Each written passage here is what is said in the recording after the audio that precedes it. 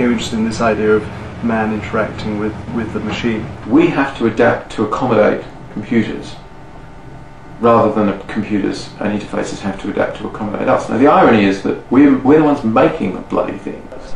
The question is a very big question of how do these things affect us emotionally? It became clear to me that I was more and more interested in sort of an art form which had very little human involvement. A lot of musical genres are being hijacked by the technology. Yes. I always believed that the creative process was pretty random anyway. As soon as you start working with systems that get at all complex, you can never know the whole of the output of that system. I was just using simple programs that gave me drawing instructions, and I was doing the drawings myself. A lot of the music I'd been doing in the 70s and 80s could be done by this type of method, though it in fact hadn't been done that way. I'd done it manually with tape loops and everything else.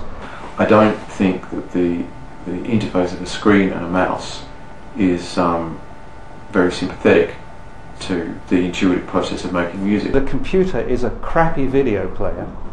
It's a very uncomfortable book. And it's not a good CD player either. It's not a good music system. The claims being made for it, as the claims being made for the net, as the claims being made for CD-ROM, as the claims being made for computer interfaces generally, are shrill, hysterical and wildly overstated. I think computer people do speak a certain language and use certain words, and that makes other people who don't speak this language quite frightened. And it's a pity that people are so frightened of technology.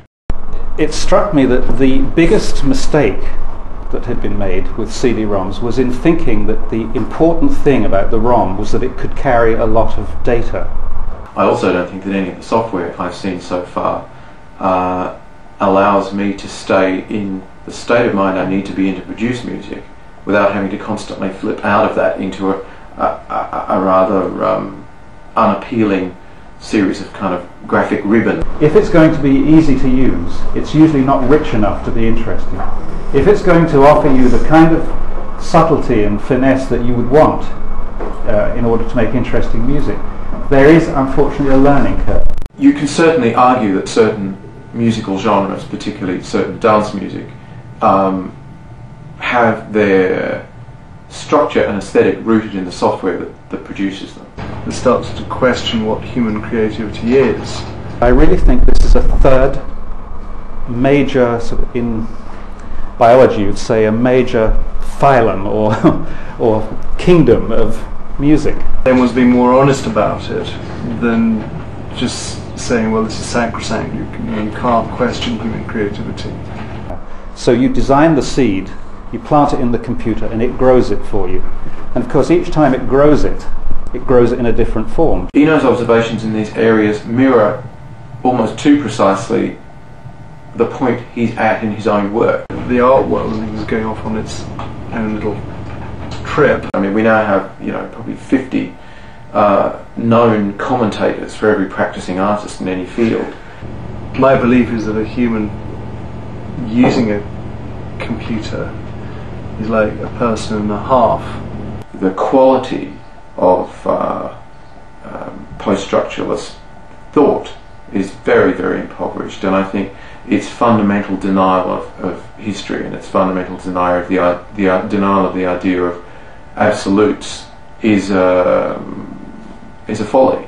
Whereas sort of this new world that computers offer is very exciting and very conceptual.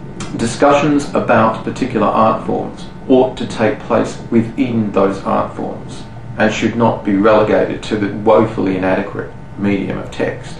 But curiously, because the whole postmodern fever is driven by text people, text has retained this sort of bizarre preeminence. We build rainforests in computer space as they're being destroyed, on the surface of the earth.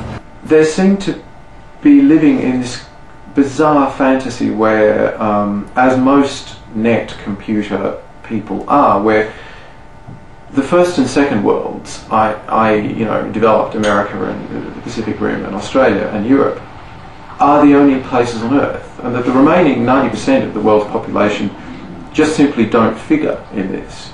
There is this ridiculous conflict between the arts and sciences, and it starts off at university. I get the feeling with a lot of people that are making music that they're very interested in listening to music, but they're not terribly interested in the process of making it. People do like sort of going into computer space, whether it's just looking at documents or whether it's some more immersive experience through a computer game.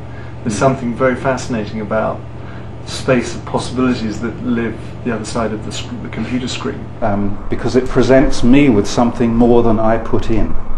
This is what thrilled me, that you'd prime the whole system, set it going, and something would come out better than you expected, or quite different from what you expected. It's maybe the work that people don't actually want to have to be bothered doing. The role of the artist is to be like God, creating the space of possibilities, and then the user becomes like the gardener, still taking part in the creative process, but unable to change the rules of the system. I always thought, God, I would love to be able to sell the system itself, so that instead of selling you a record, I sold you a system that made music. I think there are certain sorts of music that you could listen to and you could say with great confidence that they weren't produced by even the most sophisticated generative system. In our work, we're deliberately blurring the distinctions between what is creative input, what is natural, and what is computer generated. They're deliberately blurring those three. When you start one of those processes going, you don't get absolutely anything at all. You get something that has some kind of an identity, but it's a variant of it, it's a hybrid of that. In many ways, the best art always mirrors society. It actually doesn't make judgments, it just sort of reflects what's already happened. Technology's in place just waiting for an idea like this. The CD-ROM is waiting for this idea, and this will be the future of CD-ROMs. I don't only mean for making music, but I mean for making narratives, stories, texts, images, the whole thing. You build rainforests in computer space as they're being destroyed on the surface of the earth. The future must be something to do with this idea of using your computer not as a place to show things that had already been made, but as a place to grow things somehow. The ultimate evolution would be that the genetic information jettisons the humans altogether, and we return to silicon, from the original silicon that we came.